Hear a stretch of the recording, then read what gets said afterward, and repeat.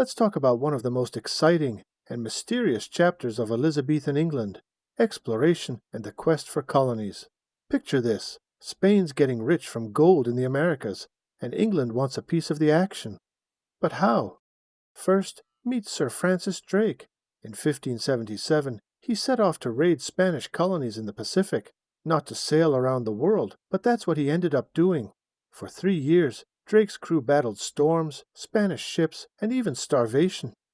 When he returned in 1580, his ship, the Golden Hind, was stuffed with treasure. Queen Elizabeth knighted him right on deck. This wasn't just about money. It showed England could rival Spain on the seas. Now, let's talk ships. Elizabethan shipbuilders designed galleons, bigger, faster ships with gun decks to fight off pirates.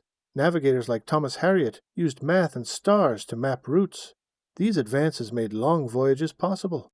Enter Walter Raleigh, explorer, writer, and Queen Elizabeth's favorite. In 1584, he got permission to colonize Virginia, named after the Virgin Queen. But starting a colony was hard. Raleigh sent 107 men to Roanoke Island in 1585. They expected gold and easy living. Instead, they found sweltering heat, spoiled supplies, and relied on the local Algonquian people for food. The Algonquians, led by Chief Wingina, weren't savages. They had their own complex society. At first, they traded with the English, metal tools for corn and fish. But tensions grew. The colonists demanded too much, and when Wingina resisted, violence broke out. The English killed him, burning any chance of peace. By 1586, the colonists gave up and sailed home. But Raleigh didn't quit. In 1587, he sent a new group, including 17 women and families, to try again. John White, their leader, brought a secret weapon: Manteo, an Algonquian man who'd lived in England. Manteo was named Lord of Roanoke to help bridge cultures. But things went wrong fast. Imagine being a settler. You're promised 500 acres of land, but when you arrive, there's no food. The Algonquians, now hostile, attack. John White leaves for England to get help, but war with Spain delays him for 3 years. When he returns in 1590, the colony is gone. Just one clue remains: the word Croatoan carved on a post. Were the settlers killed? Did they join the Croatoan tribe? Nobody knows.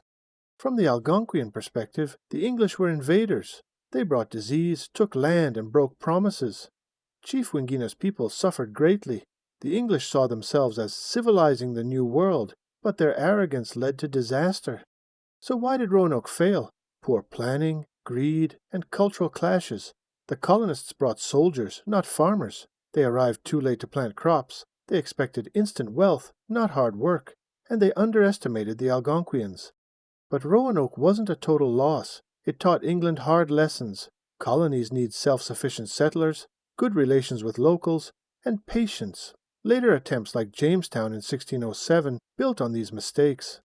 Meanwhile, Drake's raids and Raleigh's dreams kick-started England's empire. By 1600, English ships were trading globally, from American tobacco to African spices.